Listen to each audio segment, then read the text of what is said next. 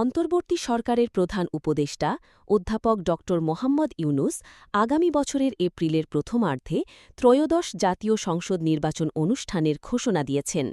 শুক্রবার ৬ জুন সন্ধ্যায় জাতির উদ্দেশ্যে দেওয়া ভাষণে তিনি এ রোডম্যাপ উপস্থাপন করেন। এই ঘোষণার পর দেশের রাজনৈতিক অঙ্গনে মিশ্র প্রতিক্রিয়া দেখা গেছে।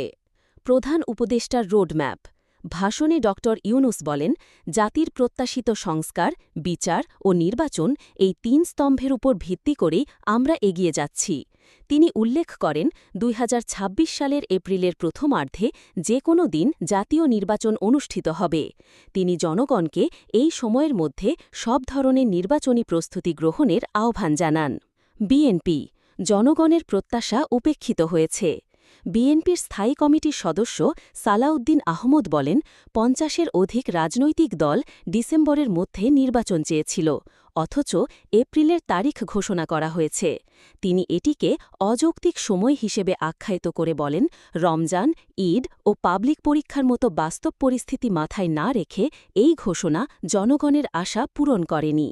জামায়াতে ইসলামীর সন্তোষ বাংলাদেশ জামায়াতে ইসলামী প্রধান উপদেষ্টার ঘোষণাকে ইতিবাচক হিসেবে দেখেছে। দলটির আমির ড শফিকুর রহমান বলেন, ঘোষিত সময়ের মধ্যে একটি অবাধ, সুষ্ঠু ও নিরপেক্ষ নির্বাচন অনুষ্ঠানে জাতি আশাবাদী। তিনি জুলাই সনদের বাস্তবায়নকেও গুরুত্বপূর্ণ হিসেবে দেখেন।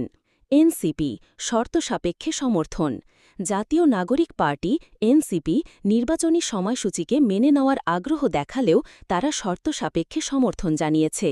দলটির সদস্য সচিব আক্তার হোসেন বলেন, জুলাই সনদ ও সংস্কার বাস্তবায়নে যদি কার্যকর পদক্ষেপ নেওয়া হয় তবে আমাদের আপত্তি নেই। খেলাফত মজলিস কার্যকর প্রস্তুতির ওপর গুরুত্ব বাংলাদেশ খেলাফত মজলিস সময়সূচি ঘোষণাকে স্বাগত জানালেও একে যথেষ্ট মনে করছে না। তাদের বিবৃতিতে বলা হয়, ৩টি শর্ত পূরণ না হলে গ্রহণযোগ্য নির্বাচন সম্ভব নয়: নিরপেক্ষ প্রশাসন, নিরাপদ পরিবেশ ও সমান সুযোগ। ইসলামী আন্দোলন বাংলাদেশ সরকারের প্রতি আস্থা পীর সাহেব চরমোনাই ড ইউনুসের ভাষণের প্রশংসা করে বলেন, সংস্কার, বিচার এবং নির্বাচনী প্রস্তুতির বিস্তারিত বিবরণ জাতিকে আশ্বস্ত করেছে। তিনি বলেন, দেশ এখনও যুদ্ধাবস্থায়, তাই সরকারের প্রতি সহযোগিতা জরুরি। এবি পার্টি বিলম্বিত মনে হলেও আস্থা রাখতে চায়। আমার বাংলাদেশ পার্টি এবি পার্টি মনে করে, এপ্রিলের সময়সূচি কিছুটা বিলম্বিত হলেও সরকারের ওপর আস্থা রাখা প্রয়োজন। দলটি নির্বাচনী পরিবেশ উন্নয়নের জন্য কার্যকর পদক্ষেপ নেওয়ার আহ্বান জানিয়েছে। গণসংহতি আন্দোলন রোডম্যাপ ইতিবাচক, সময় নিয়ে সন্দেহ গণসংহতি আন্দোলন বলেছে,